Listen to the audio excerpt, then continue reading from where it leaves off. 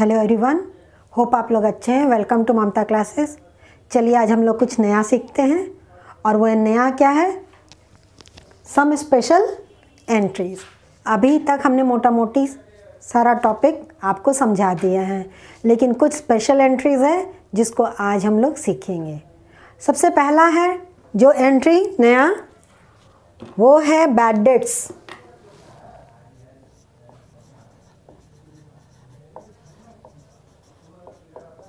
Bad debts का मतलब क्या होता है? हमने ये आइटम आपको पीछे चैप्टर में समझाया था। चलिए फिर से एक बार रिकॉल करवा देते हैं। बैड डेट्स का मतलब वो अमाउंट जो हम अपने डेटर से रिकवर नहीं कर पाते हैं। यानी कि कभी कभी हम बोलते हैं ना कि मेरा पैसा डूब गया, किसी को हमने उधार बेच दिया लेकिन वो पार्टी हमको पेमेंट नहीं किया और बहुत टाइम बीत गया है, वो या तो शहर छोड़ के भाग गया या कुछ उसके साथ हो गया या अब उसका इंटेंशन ही नहीं है देने के लिए, तो वो हम बोलते हैं कि पैसा हमारा डूब गया। ठेठ भाषा में पैसा डूबना बोलते हैं, लेकिन कमर्शियल टर्म में उसको बैड डेट्स बोलते हैं। तो बैड डेट्स हो गया money which can not be recovered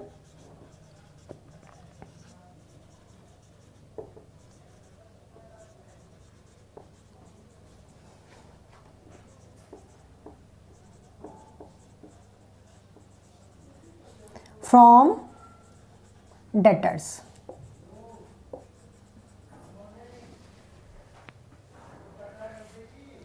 अब यहाँ पे दो सिचुएशन होता है बेटा जी।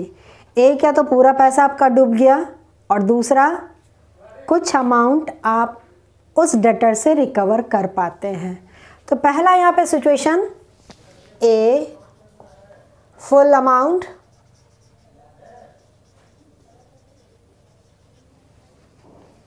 is not recovered।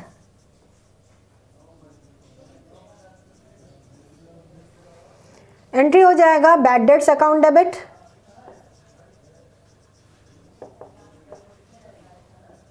पैसा डूब गया, मेरे लिए लॉस। तो as per the rule of the nominal account, debit all expenses and losses.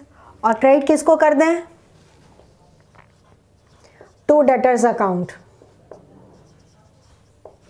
Debtors को क्रेडिट कर दिए, यानी कि डेटर्स अब मेरा घट गया। डेटर्स से हमको कुछ मिला तो नहीं, लेकिन ये जस्ट डेटर्स को रिवर्स करके कैंसिल कर रहे हैं, इसलिए यहाँ पे डेटर्स को क्रेडिट किया गया। ये नहीं कि डेटर्स हमको कुछ दिया है, कुछ नहीं दिया। हालांकि हमारा पैसा ही डूब गया, लेकिन डेटर्स हमारा घट रहा है, कम हो रहा है, इसलिए डेटर्स को हम यहाँ पे क्रेडिट कर दिए। नरेशन हो जाता है बैड डेट्स रिटर्न ऑफ।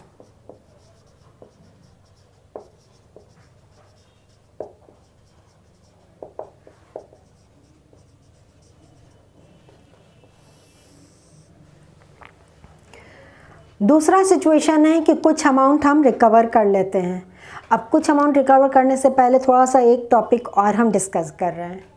कभी कभी कोई आपका डेटर कंगाल हो जाता है, यानी कि उसको इंसॉल्वेंट डिक्लेयर कर दिया जाता है, दिवालिया घोषित कर दिया जाता है। और ये दिवालिया घोषित करने का राइट किसके पास है? सिर्फ कोर्ट के पास। तो जब कोर्ट उसको दिवालिया घोषित कर दिया तो सारा संपत्ति कोर्ट के कब्जे में चला जाता है। कोर्ट ही ऑफिसर अपॉइंट करता है और वो ऑफिसर इंचार्ज होता है कि सारा जो उसका एसेट्स है उसको मार्केट में सेल करे और जो पैसा रिकवर करे सेल करके उससे जिसको जिसको पेमेंट करना है पेमेंट कर दे। इस सिचुएशन में कभी भी किसी को फुल अमाउंट वापस रिटर्न नहीं मिलता है, तो कुछ अमाउंट ही मिल पाएगा।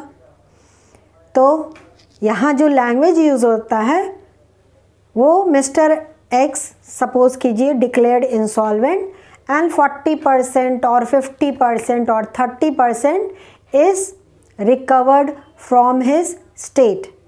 यहाँ परसेंटेज भी बोल सकते हैं या 30 पैसा in a rupee, 40 paisa in a rupee could be recovered from his state. दोनों बोल सकते हैं, परसेंटेज वाइज भी और 1 रुपया में कितना पैसा मिला, इस तरह से भी क्वेश्चन में लिखा रहता है। नॉर्मली पैसा वाला ज़्यादा आपको मिलेगा। तो 1 रुपया में अगर हमको 60 पैसा मिल रहा है इट इज़ इक्वल टू 60%। तो उसके लिए हम क्या एंट्री पास करेंगे, पहले सिचुएशन लिख लेते हैं। Part amount is recovered. तो जो पैसा मिला उसके लिए बैंक या कैश अकाउंट को डेबिट कर देंगे।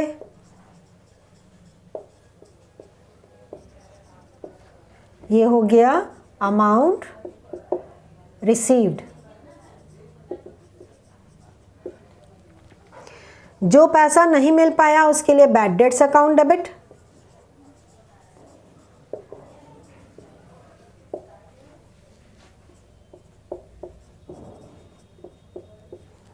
और डेटर्स को यहाँ पे क्रेडिट कर देंगे टू डेटर्स अकाउंट। बिल्कुल डिस्काउंट वाला कॉन्सेप्ट, यहाँ बैंक डेबिट या कैश डेबिट तो साथ में बैड डेट्स भी डेबिट होगा। डिस्काउंट के लिए भी वही करते हैं, कैश अगर डेबिट तो डिस्काउंट भी डेबिट। यहाँ ये क्रेडिट नहीं होने वाला, बैड डेट्स कभी भी क्रेडिट नहीं होगा। अंडरस्टूड? डैश पैसा in ₹, recovered from the debtor। इसका नरेशन, जितना पैसा रिकवर होगा उसको यहाँ पे लिख देंगे। तो ये आपका पहला टॉपिक हो गया। दूसरा टॉपिक बैड डेट्स रिकवर्ड।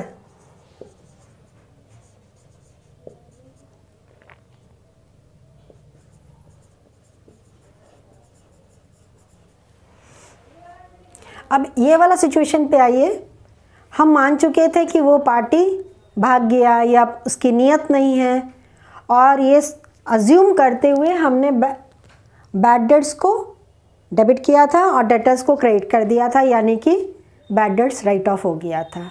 लेकिन वो अच्छा इंसान था, अब उसके पास पैसा आ गया है तो वो मेरा पैसा रिटर्न करेगा।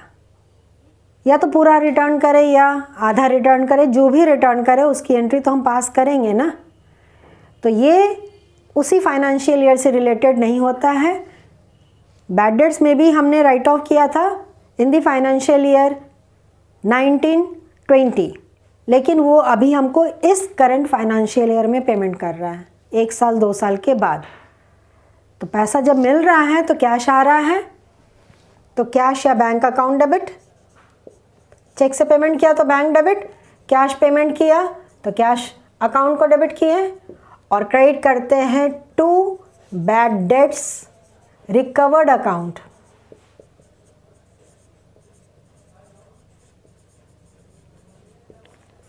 यहाँ पे एक वर्ड और बढ़ गया और वो है बैड डेट्स रिकवर्ड अकाउंट।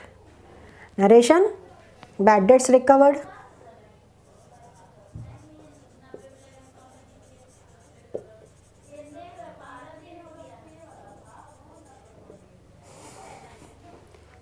दोनों टॉपिक आपको समझ में आ गया होगा। अगला टॉपिक पे बढ़ते हैं। Next, outstanding expenses. याद है ये टर्म कि भूल गए? बकाया खर्च। इसको हम क्या बोलते हैं? Expenses due but not paid. Due तो हो गया, पेमेंट करने का डेट बीत गया, लेकिन आपने अभी पेमेंट नहीं किया है। बकाया खर्च। तो हमने तो पेमेंट तो अभी किया नहीं है, तो मेरे लिए लायबिलिटी है। तो इस केस में जो खर्च बकाया है उसको डेबिट करेंगे। अगर सैलरी बकाया है तो सैलरी अकाउंट डेबिट, रेंट बकाया है तो रेंट अकाउंट डेबिट। तो यहाँ पे एक्सपेंसेस अकाउंट को डेबिट करेंगे।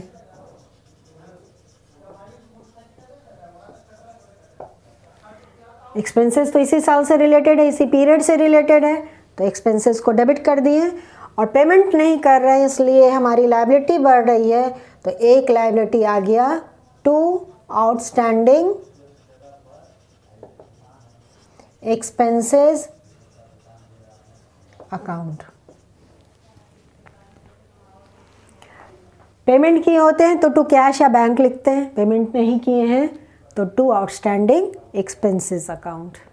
बस यही याद रखना है। नरेशन, एक्सपेंसेस ड्यू,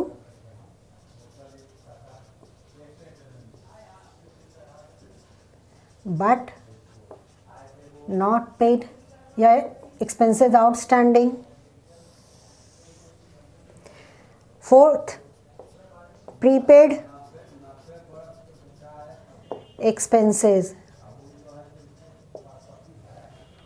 ये क्या होता है?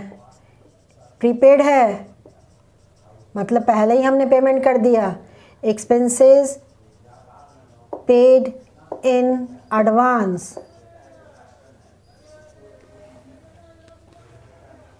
करते हैं ना।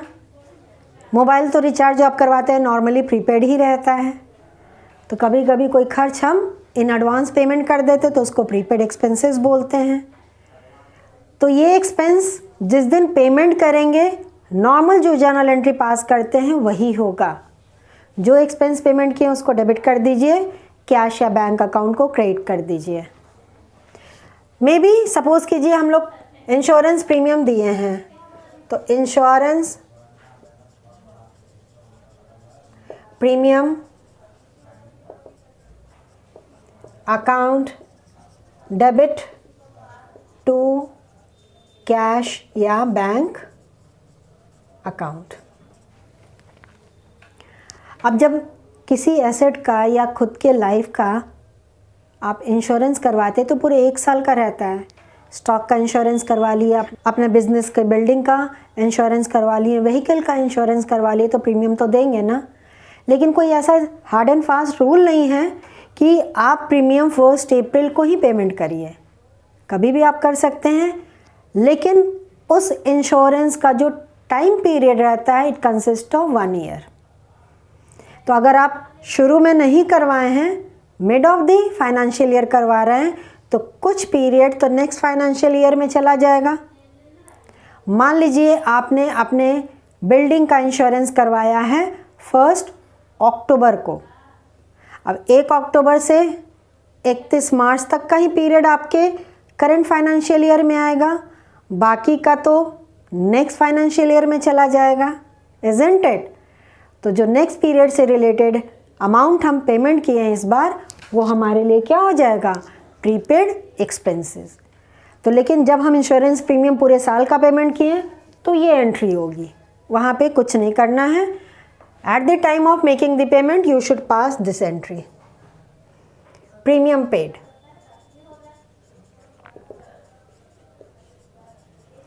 लेकिन फाइनेंशियल ईयर के एंड में certain portion of this premium next financial year से रिलेटेड है, तो उसको हम ट्रांसफ़र कर देंगे प्रीपेड इंश्योरेंस में। तो नेक्स्ट एंट्री हो जाएगा prepaid insurance account debit to insurance premium account. Premium transferred to prepaid insurance.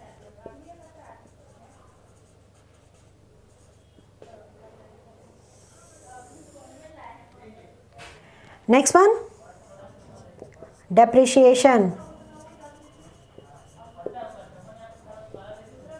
Charged on fixed assets. अब फिक्स एसेट्स हम यूज़ करते हैं, उसका value day by day reduce होता है, या नहीं भी यूज़ करते हैं तो फिक्स एसेट्स का वैल्यू घटता रहता है। तो उसको हम क्या बोलते हैं? डेप्रिसिएशन, तो इट इज़ अ लॉस और एक्सपेंस फॉर द बिजनेस, इसलिए डेप्रिसिएशन अकाउंट को क्या करेंगे, डेबिट करेंगे।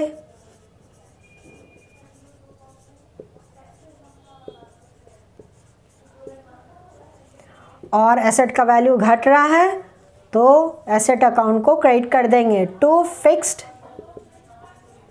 Assets account. जो भी एसेट पे डेप्रिसिएशन चार्ज किया गया है, कैलकुलेट किया है, उसको क्रेडिट करेंगे। अगर बिल्डिंग पे चार्ज किए हैं तो टू बिल्डिंग अकाउंट, मशीनरी पे किए हैं तो टू मशीनरी अकाउंट, फर्नीचर पे किए हैं तो टू फर्नीचर अकाउंट। नरेशन तो यही हो जाएगा। Next, interest on capital.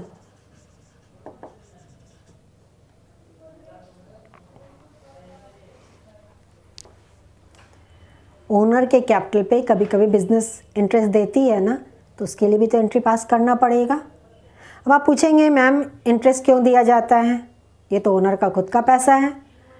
तो अगर ओनर का पैसा बिजनेस में नहीं रहता तो आपको कहीं से बोरो करना पड़ता ना, लोन लेना पड़ता, तो उसको इंटरेस्ट देते कि नहीं देते हैं। तो इसी कॉन्सेप्ट पे ये इंटरेस्ट किसको दे दिया जाएगा, जो बिज़नेस का ओनर है, उसका कैपिटल लगा है बिज़नेस में, तो उसी को बिज़नेस इंटरेस्ट अलाउ कर देती है। और जब बिज़नेस इंटरेस्ट अलाउ कर रही है तो बिज़नेस के पॉइंट ऑफ व्यू से क्या है ये एक्सपेंस, तो एक्सपेंस को हम डेबिट कर देंगे। इंटरेस्ट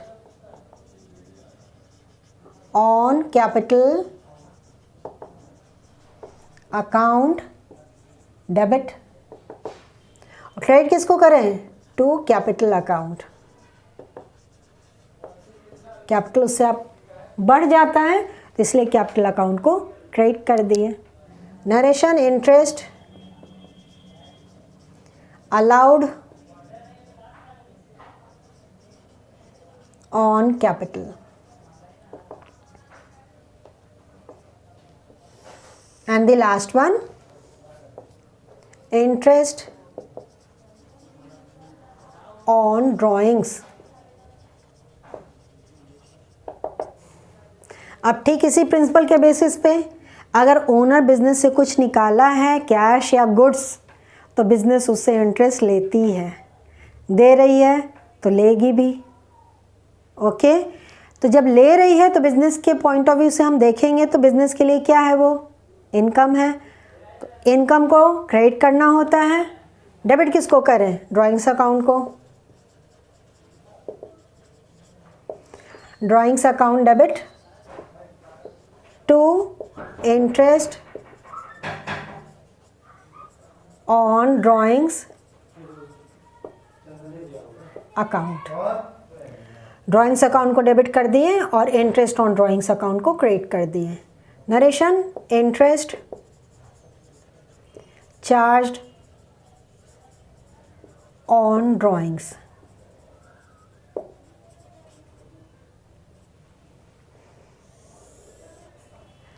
तो ये एंट्रीज हो गया जो कुछ खास था, स्पेशल एंट्रीज। इसको आपको याद करना होगा, याद रखना होगा। होप आपको ये सारा टॉपिक अच्छे से आज समझ में आ गया होगा। इस टॉपिक से रिलेटेड एक न्यूमेरिकल हम लोग नेक्स्ट क्लास में सॉल्व करेंगे। तब तक ये अच्छे से समझ लीजिए, इसको यहाँ पे सेव कर लीजिए। तो मिलते हैं नेक्स्ट क्लास में, तब तक अपना ख्याल रखिए, खुश रहिए, बाय।